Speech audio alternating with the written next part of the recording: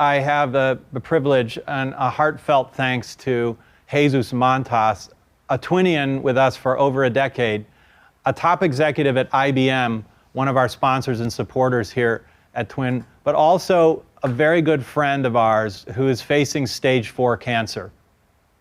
Jesus, being an optimistic, energetic person, always focused on the future with openness and love, offered these comments that we pre-recorded about his experience and about where we are as we move to the future. We'll share this video, which again, we're so thankful for, and then Jesus and I will have a brief conversation following. Let's roll the video. Most people think that resilience is a good word. So did I, up until a year ago. I was part of a discussion with a decorated war veteran, and he gave me a humbly memorable lesson. After he told his story, I told him I admire his resilience. And he politely replied, "You know, resilience is one of those words that I hate the most. Resilience implies all your energy goes to recreate the world before your trauma, to pretend that trauma never happened. Resiliency doesn't offer the possibility that maybe there is a better world, a fuller, richer world you can aspire to be in after a trauma." That was a great, memorable lesson, and that lesson helped me when my own trauma happened. So yes, I was recently diagnosed with stage 4 cancer, lymphoma. So you may imagine that I am predisposed to look for silver linings. But studies support my veteran friend's point of view. Learnings from these experiences help me manage my own situation. I've actually come to believe that, in a way, I'm really lucky. I wouldn't choose to get cancer, but if you are to, I am in the luckiest of the positions. I see my situation as an opportunity to shape a better life than the one that I had prior to my diagnosis, and that fuels every day. That is the belief that carries me every week. So a lot of people come up to me and say, "Wow, Jesus, you're taking this diagnosis really well." And I guess it's true. I am. And I tell them, "You know, I have never lacked imagination." And they pause, just like, "What do you mean?" And interesting is what I've learned is imagination is the single most important element in creating this type of growth mindset. So by adopting this growth mindset, we can actually turn negative events into opportunities for discovery, development, impact. But it's a really, really scary proposition when you're facing a traumatic situation. I mean, think about that. We're designed for the opposite. You know, our brains are encoded to respond to trauma the way we do to any other threat, fight or flight. In split seconds, the subconscious part of our mind determines if this thing in front of you is going to be a friend or a foe. And in the very next second, it leads to a decision. You're either going to fight this thing or you're going to try to run away from it. So all of this processing in our brain is really being encoded and formed by millions of years. So it's not easy to just face trauma and say, like, I'm going to disregard that. But there is this thing that everybody talks about, a growth mindset. And this growth mindset asks us to do something that is really unnatural. It really asks us to open the aperture of what's in front of us and see the opportunity that surrounds that immediate threat. And when you apply that wider lens, that opportunity could be actually much greater than the immediate threat. And that is what makes it work. But you need imagination for that. You need the ability to imagine something different in the face of trauma, that it could be better than what you had before. And if you don't have that, then it's very hard to get yourself in that mindset. Now, the example is not only me, there are others. Let me give you a recent example. Many of you may have seen Plamen Rousseff at Twin. His life revolved around webbing, an events organization. His events would gather as many as 15,000 people in Sofia. I was one of them. So you can imagine that for Plamen, a pandemic and the world shutting down all events is their nightmare scenario. As the lockdowns gathered in every single event was canceled.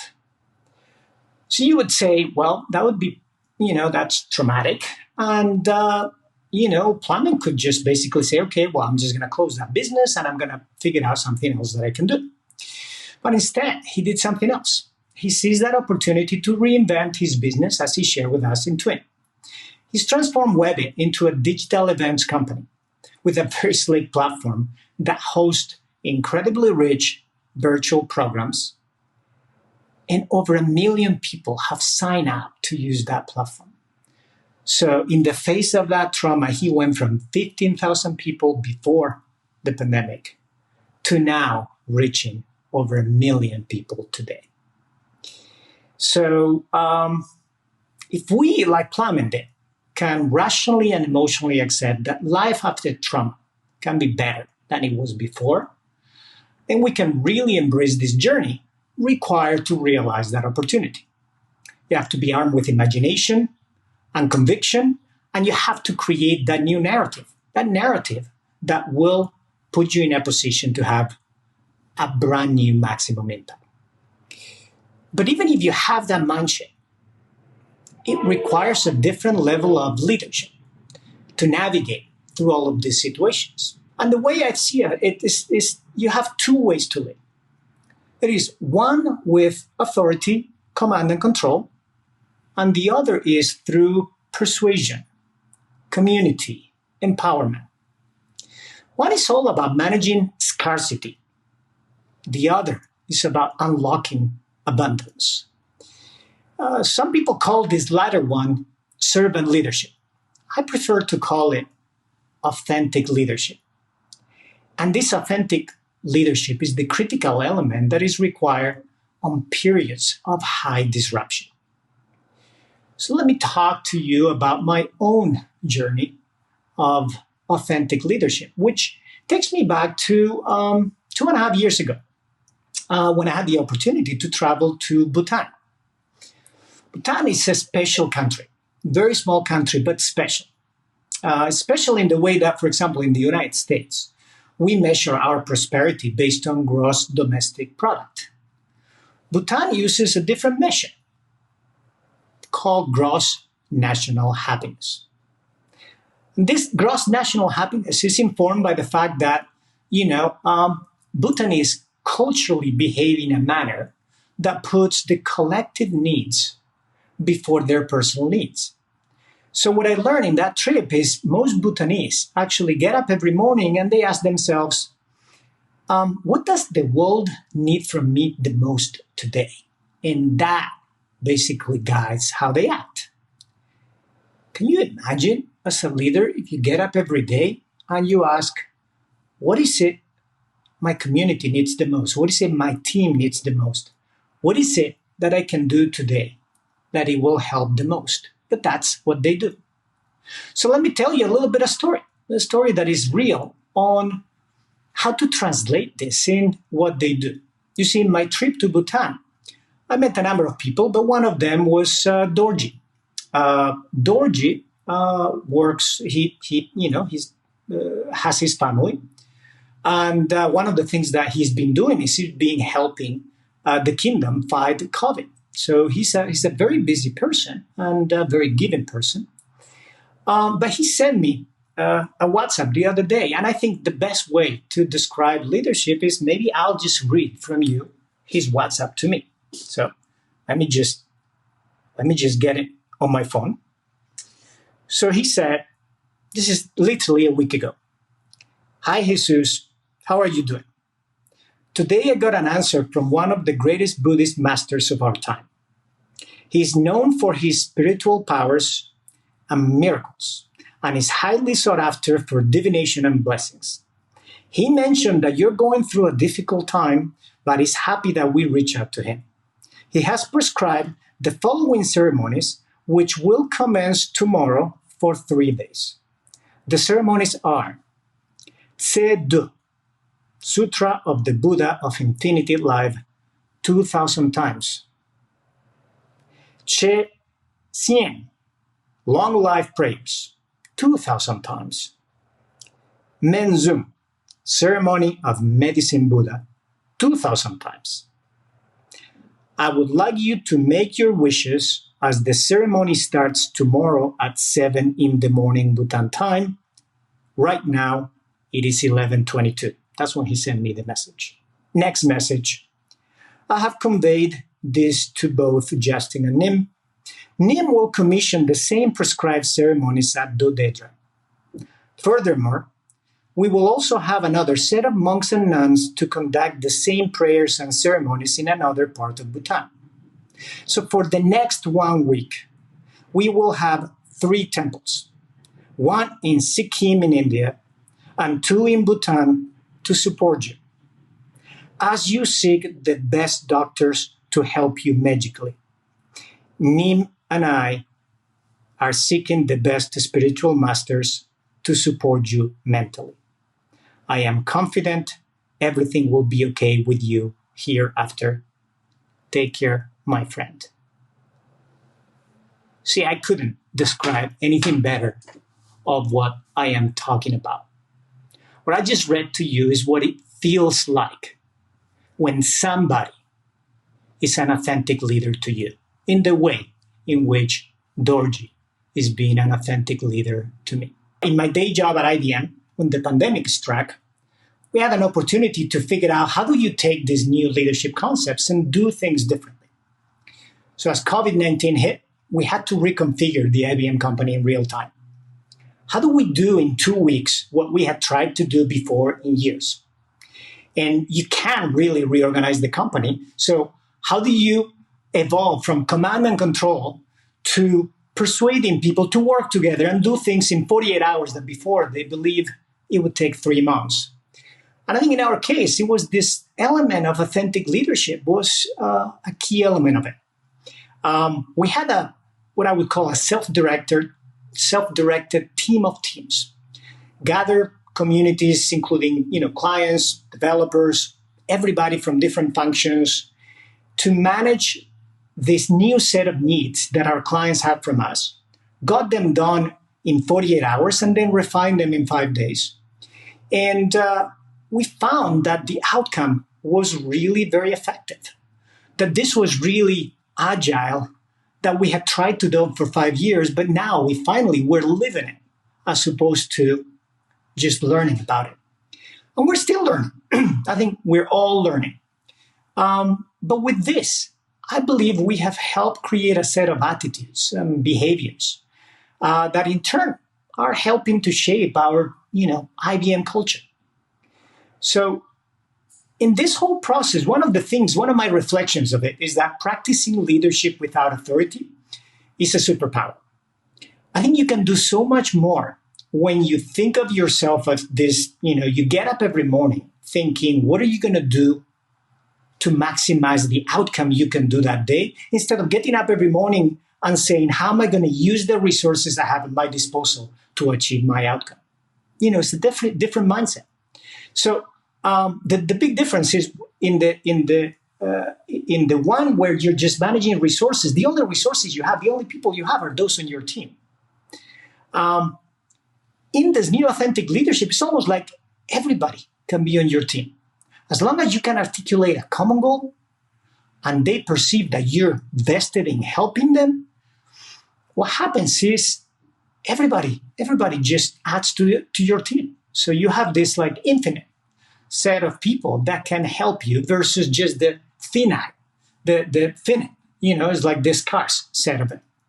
And at the end of the day, as I just, showed with my friend Dorji, it's not like you could command people to gather 3 temples in 2 countries to pray for you. You can't do that, right? So the silver lining in any trauma, my cancer, this pandemic, is the opportunity to take all of these good things that come of it, all of the new behaviors, and make those changes permanent. So we have a window.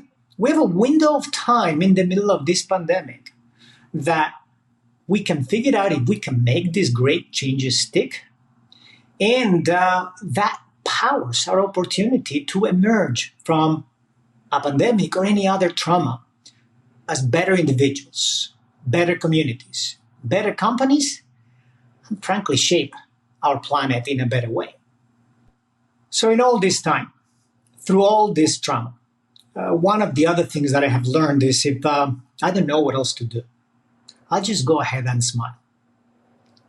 See, there was a 30-year study by UC Berkeley that showed that smiling is correlated with a host of very positive outcomes. People who smile widely and often live longer. They have better standardized test scores. Their marriages are happier. There was Ron Goodman. He found that smiling reduces the stress-enhancing hormones like cortisol, adrenaline, dopamine, and increases the mood-enhancing hormones like endorphins. As importantly, Ron also discovered that smiling creating the same endorphin that you would get from 2,000 chocolate bars. Can you imagine that? Just smiling versus 2,000 chocolate bars. As we all know, smiling is also contagious. When you smile, so do others. Facial feedback response theory shows that the mirror neurons that emulate the reactions that we perceive from the environment, get active with a smile. So when people smile, our brain mirrors that reaction and triggers that happiness. So in a ways, we're used to think that when you're happy, you smile. But science is telling us that when you're smiling, you're creating happiness. Think of us as fantastic empathy machines.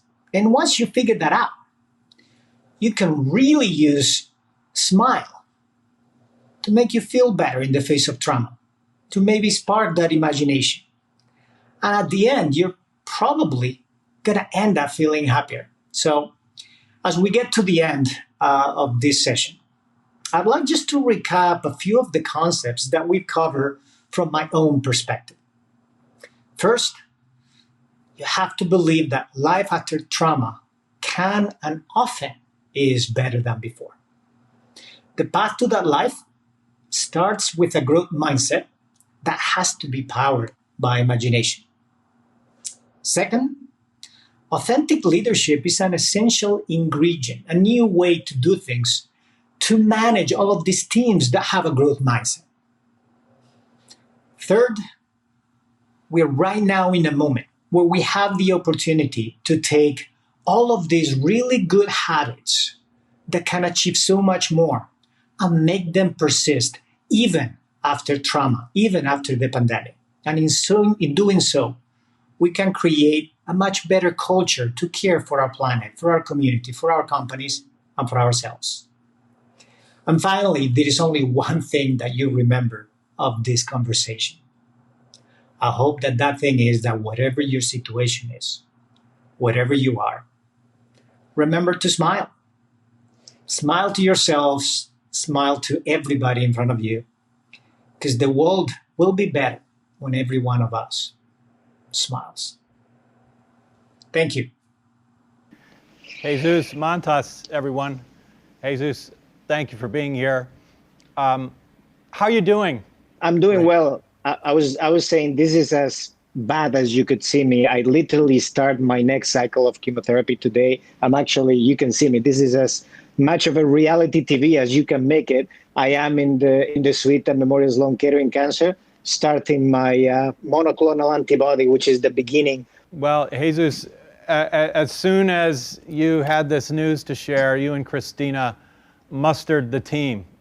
You reached out to me. You reached out to Justin Milano at Abroad, our twin sibling. And it was actually Justin Milano's group Abroad that brought us together in Bhutan. You and I have known each other as twinians for over a decade, but we together went to Bhutan with Abroad. And you reached out to Twin and Abroad and said, is it okay if I share my story? More than okay. It was inspiring and harrowing. It really feels like, Jesus, we're all in the room with you right now. I'm happy that we have to be virtual because I don't think your hospital room can handle all of us at the same time. So it's probably good we're virtual. Jesus, any quick thoughts before you transition to your next treatment for us? No, I think, hopefully, some of the thoughts that we recorded with the video made sense. I think the question that I get the most is this concept of, do you always have to go to trauma to learn this state of mind, or is that possible without the trauma? And I think, my own reflection on that one is a maybe.